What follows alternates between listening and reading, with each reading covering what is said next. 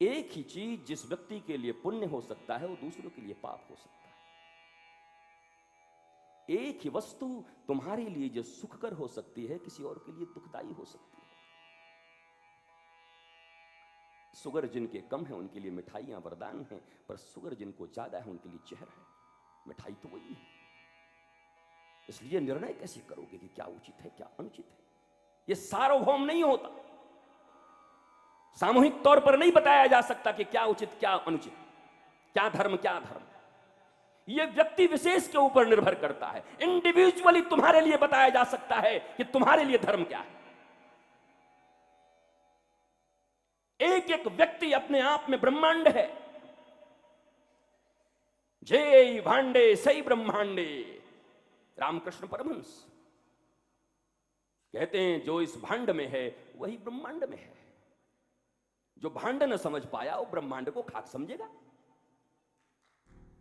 जो अपने शरीर को न समझ पाया, अपने भीतर की वृत्तियों को न समझ पाया, अपने भीतर न झांक पाया, और भीतर कहने से भी बड़ा अद्भुत बात है। सब कहते हैं भीतर झांको, और बेचारा आंख बंद करके झांकता है तो कुछ नजर ही नहीं आता। घबरा कहता भीतर है क्या? और भीतर भी वही है जो उसने बना के रखा है। जो बिलीफ्स हैं, जो परंपराएं हैं, जो बचपन से उसे सिखाई गई हैं, भीतर भी तो वही भरा है ना। वही लोभ है, वही कामना है, वही वासना है, वही नारियों के पिक्चर हैं, वही पुरुषों के पिक्चर हैं। चारों तरफ नोट दिखाई पड़ रही है। एक बड़े प्रतिष्ठा पर तुम बैठे हुए हो, सबसे ऊंचे पोस्ट पर तुम आ गए हो, चारों तरफ तुम्हारी जय जयकार हो रही है, सब तुम्हारे पीछे चल रहे हैं, तुम इस दुनिया के मालिक हो चुके हो। सबके भीतर तो यही है, इसके अलावा है क्या? इसलिए जब कोई कहता है आंख बंद करके ध्यान करना, करेगा क्या? ये बेकार है। अरे तुम्हारे भीतर में तो वही सब चीजें, उन्हीं का ध्यान आ जाएगा, उसी लोभ का, उसी पाखंड का। भीतर जाओगे कैसे तुम? भीतर है क्या तुम्हारे?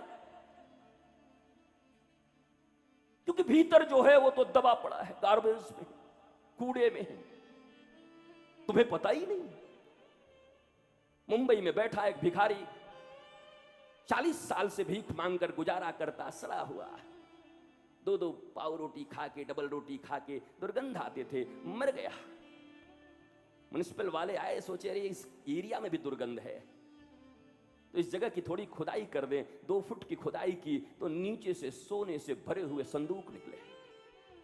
उसको पता नहीं था 40 साल से जो वहीं बैठ करके 2-2 रुपए की भिक्षा मांगा करता था, भिखारियों का जीवन जिया और बैठा था अरबों रुपए के ऊपर, उसको खुद खबर न थी। शायद ऐसी ही हालत हमारी है। हम बाहर बैठे, हाथ पसारे, कभी किसी के सामने, कभी माता के सामने, कभी पिता के सामने, कभी पत्नी के सामने, कभी मित्र के सामने, कभी नेता के सामने, कभी अधिकारी के सामने, कभी उनके सामने, कभी सेठ जी के सामने, हाथ फैलाए खड़े, मुझे दे दो, कुछ दे दो। और जो लोग कहते हैं आपके दया से मुझे किसी चीज की कमी नहीं गुरुजी, बस मैं प्रेम चाहता हूं, तो हो तो भिखारी ही ना। क्योंकि प्रेम तो तुम्हारे भीतर ही भरा होना चाहिए।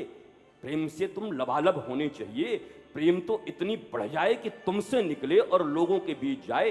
प्रेम ही मांग रहे हो तो इतने महान क्यों बन रहे हो? क्या है कि हमको रुपए पैसे से मतलब नहीं है।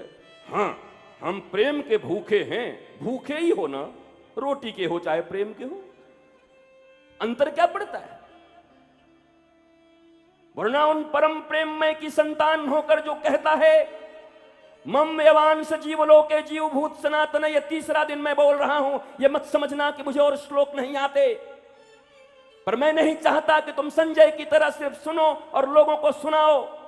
मैं नहीं चाहता कि धृतराष्ट्र की तरह सुनो पर तुम्हारे पल्ले न पड़े, इंप्लीमेंट न करो। इंक्वायरी करने यहां मत आना, इंप्लीमेंट करना हो तो आकर बैठा करना। इंक्वायरी क्या करोगे? कौन से मुझे तुमसे रिश्ते जोड़ने हैं? कौन सा तुम्हारे घर मुझे आना है? कौन सा मेरा बहुत बड़ा परिवार है कि बेटी का शादी करना है, फिर बेटे का विवाह करना है, तुमसे मैं रिश्ते जोड़ूं?